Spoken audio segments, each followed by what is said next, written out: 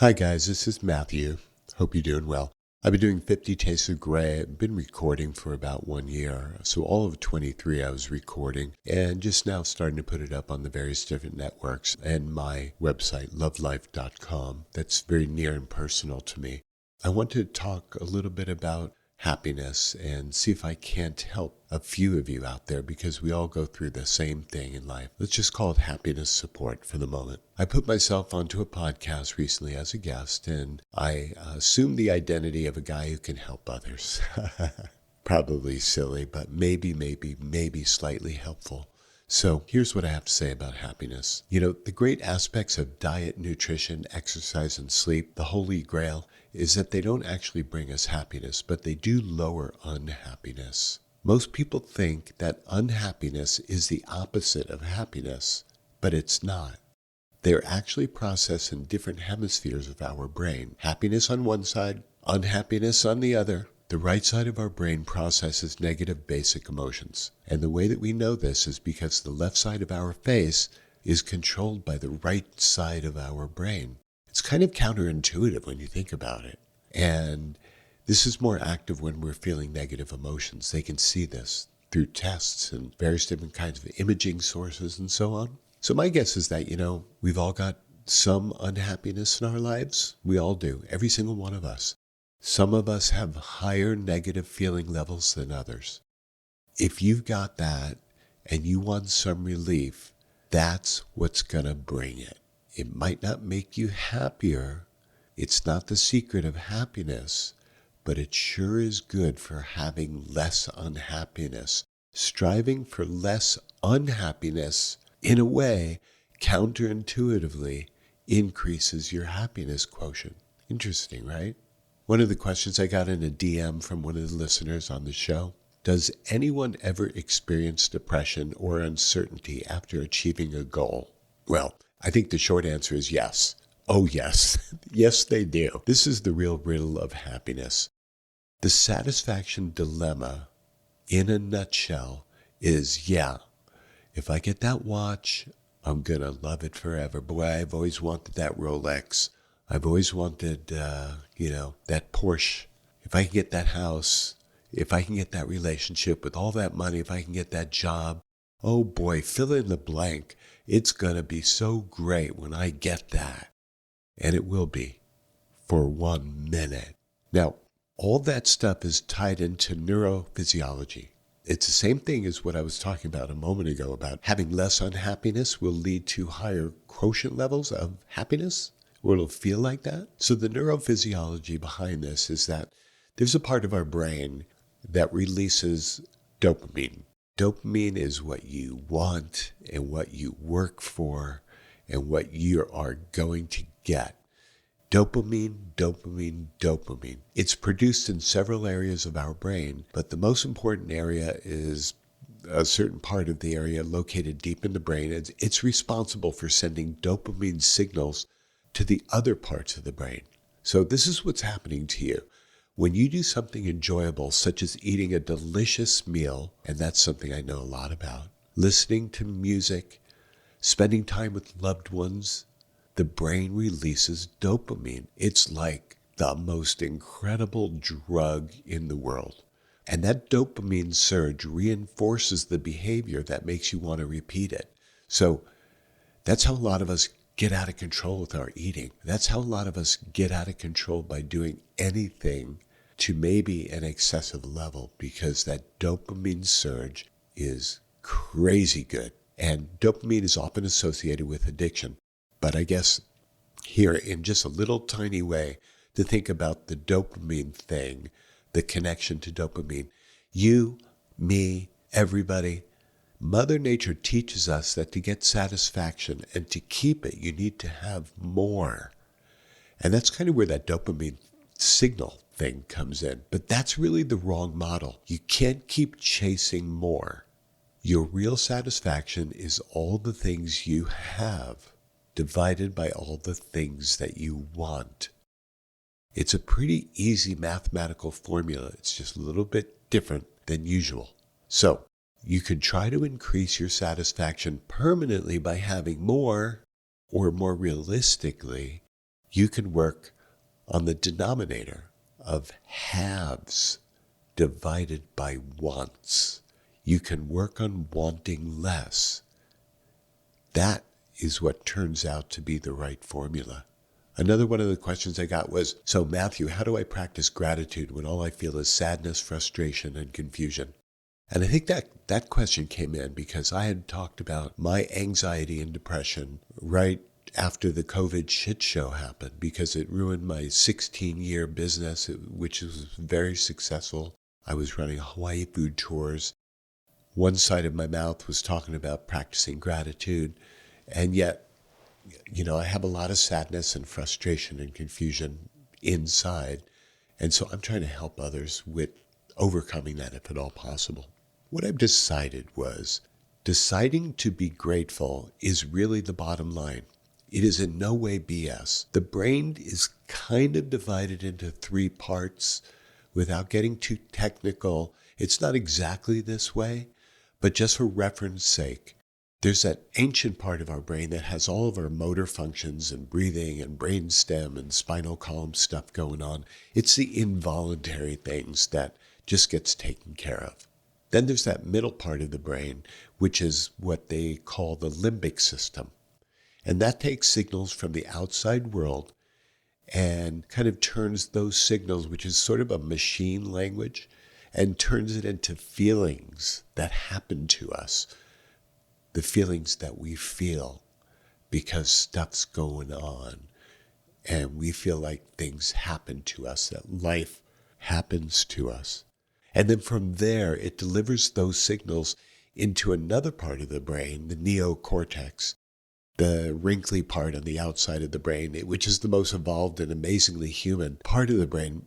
It's interesting. It's located behind the forehead. That's where a lot of people get, when they get headaches, they complain about the pain right behind their eyes. And so that's that part of the brain. It's the neocortex. And it's quite possible that migraine headaches and so on and stress kind of wells up in that area.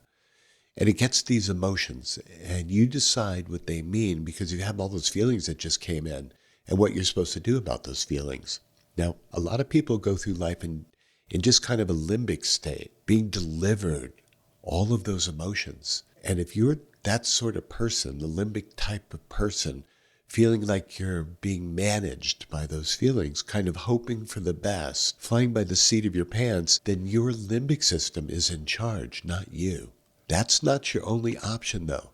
You can be in charge of yourself, but what you have to do is experience your emotions in the prefrontal cortex of your brain. And that can be a very simple process if you put your mind to it. So there's definitely something to be said about putting your mind to it, okay? It's not BS in any way. What it's called is metacognition. And you probably have heard that word. Metacognition means being aware of your emotions and your thinking. Some people call it mindfulness or wakeful tranquility, which I really like. This is what humans are uniquely available to do. We are very, very special. Now, for instance, my cat, Smudgy, she's not metacognitive. She can't really be.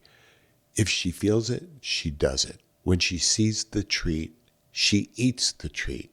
And by the way, if I see the treat, I'm going to eat the treat also. But I can actually deliver that information to my prefrontal cortex part of my brain and make an executive decision about what I'm going to do. This is called reasoning. Now, notwithstanding my feelings, of course. So it's really important to take a look at that stuff. So this is what I ask my friends, and I do it for myself as well. So friends, family, clients, friends, listen. I suggest you try to make a gratitude list on Sunday nights. After the end of your week, the beginning of the new week, make a gratitude list on Sundays. Make a list of 5 of the things that you're most grateful for. And then every night during the rest of the week, take maybe 5 minutes and look at that list. And then each Sunday for 10 weeks, update your list. After those 10 weeks are finished, you're going to be somewhere between 15 and 25% happier because you decided to be grateful. You decided to pay attention to the things that bring you gratitude. You managed your own emotions so they didn't manage you. And if you do that, That's really, really a game changer. Being in charge, you'll never be the same again. Being in charge, you're never going to have to rely on the limbic system to deal out those issues and those feelings, and you don't have to try to make sense of it, because now, by updating a list of your gratitude and looking at it each day for a couple of minutes, once you're in charge, you're never going to be the same, and that's a good thing. Another question that came in on email. So, Matthew, tell me, what is the true meaning of happiness? Wow. Okay. In my mind, happiness is actually a combination of three identifiable things that we all need and we all want, but we need it in balance and abundance. So these, once again, using the food metaphor and the diet metaphor, these are the macronutrients of happiness. The macronutrients in food is protein, fat, and carbs. And those are the things that we need. Happiness is divided into the three areas that I call enjoyment, satisfaction, and purpose. Enjoyment is not just pleasure. It's pleasure with consciousness. Do you understand? Enjoyment is not just pleasure. It's pleasure with consciousness. It's you being aware. And that's by using your prefrontal cortex of your brain. Satisfaction is the joy that you get from a job well done. It's your reward for striving, for working, and even suffering. Yeah, there's a benefit to even suffering in our lives. You know, if you don't fail, you'll never really know true success. And if you don't fail, it's just not a realistic scenario. We need the reward. We need to strive. We need to work. Suffering is going to happen. We need to have that gratitude and think about it. Now, purpose is a part of this, and that's really a question of finding coherence in your life, finding goals in your life, if at all possible, trying to find significance. If you have those things, you have happiness. Another question to ask is happiness connected to having a purpose? Well, purpose is literally one of the macronutrients of happiness I spoke about a moment ago, remember? I said happiness is enjoyment, satisfaction, and purpose, right? So because purpose is literally one of the macronutrients of happiness, it's important to know that, but it's a weird one. It's actually hard to figure out even what it is. If you're feeling like life doesn't have enough purpose, that life doesn't have enough meaning, answer the following two questions and be really honest with yourself. Why am I alive?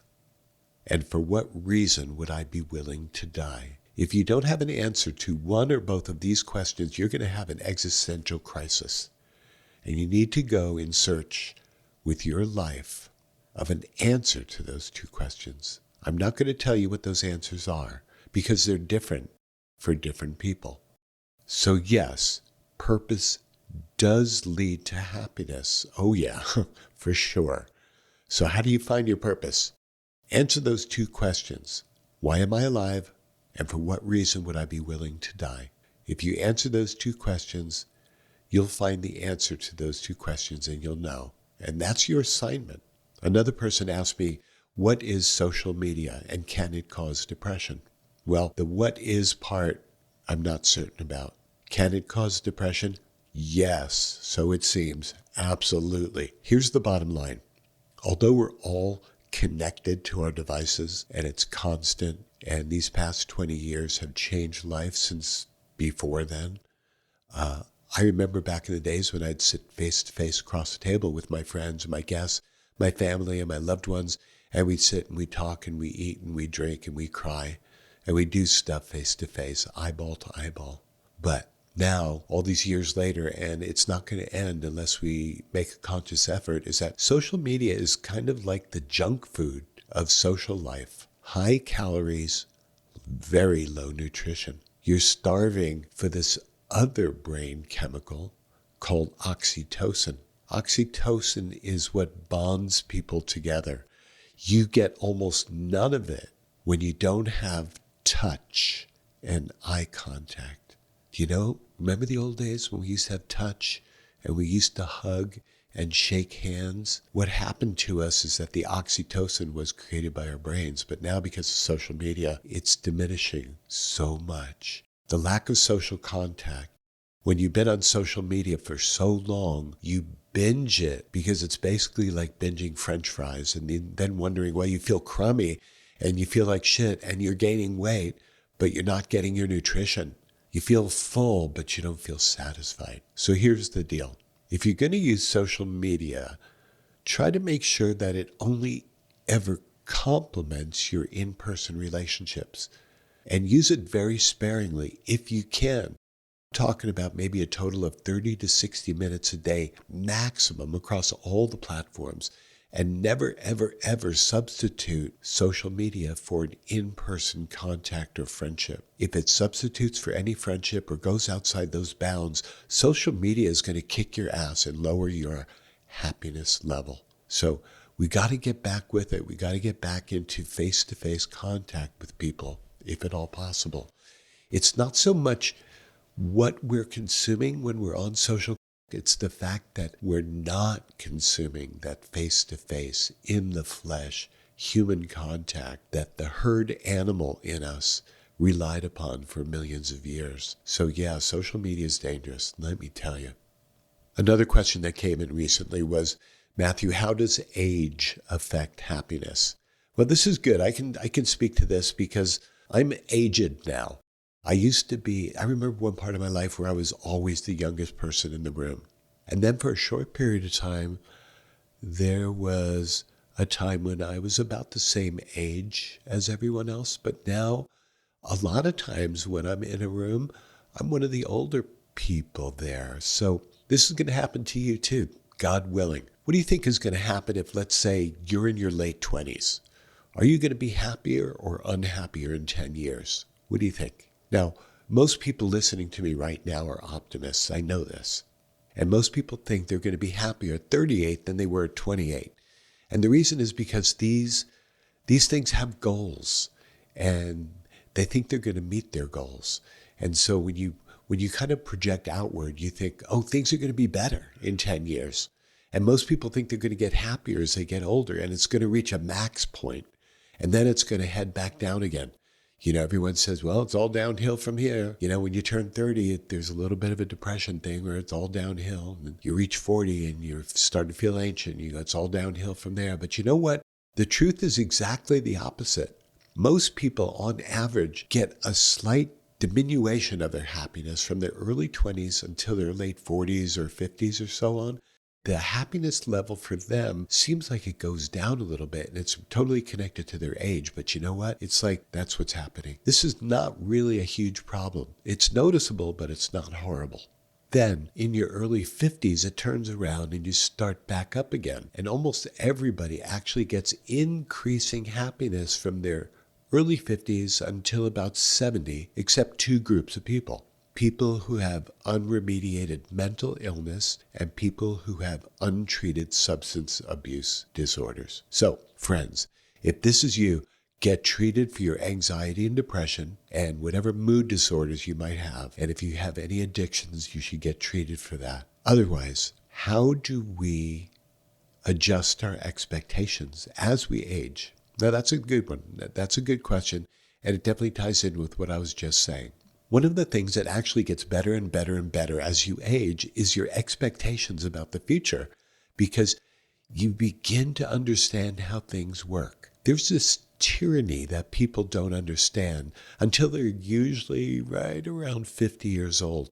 They think that if they get that thing that they want, remember I was talking about the Rolex or the car or the job, the big paying job or the whatever it might be, that they'll get that and they're going to totally enjoy it, and then it's never going to go away. That feeling is never ever going to go away because they finally got what they wanted. But then, as I mentioned earlier, it does go away.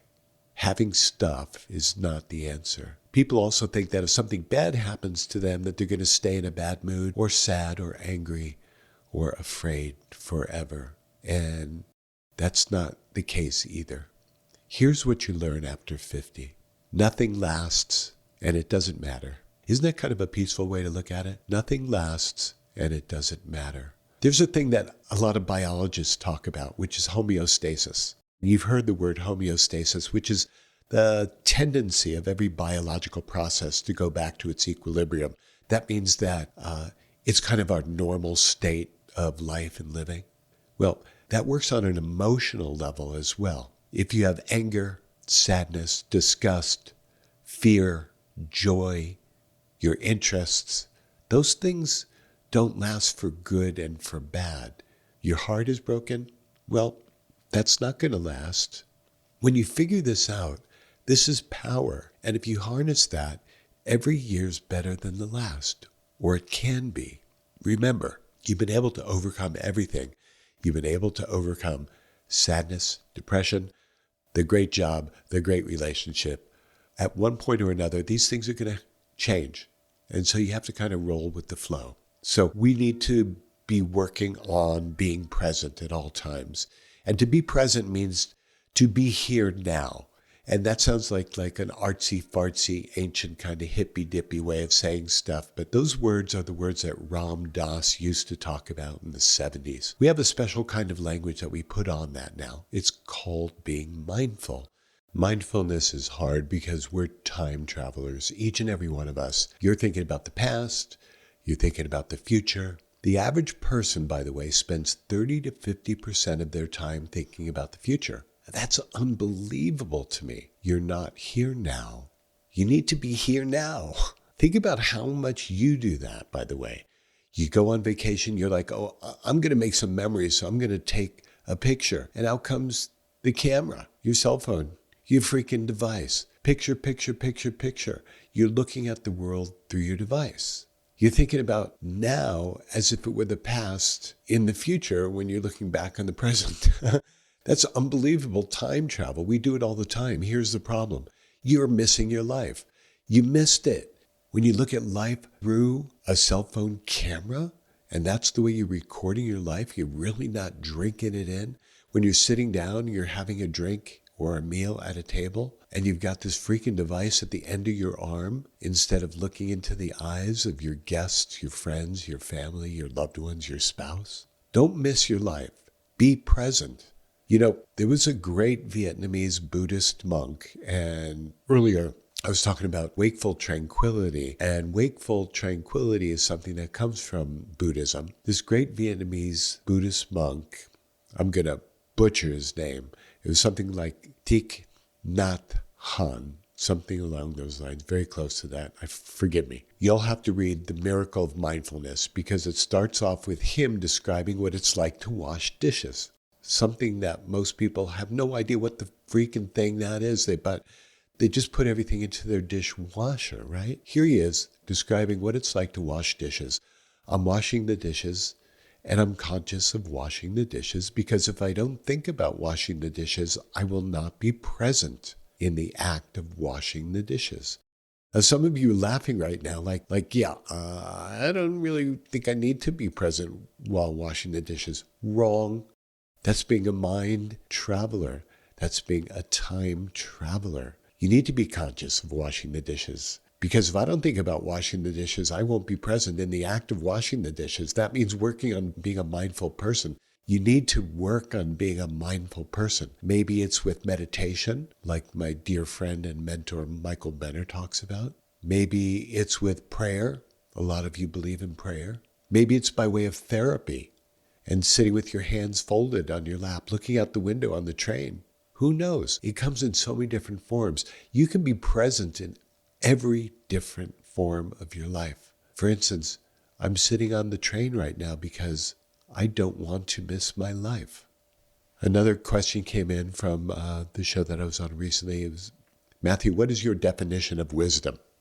Well, there are certain kinds of scientists, psychometricians, who study different forms of intelligence. And they find that we have a thing called fluid intelligence very early on in our lives.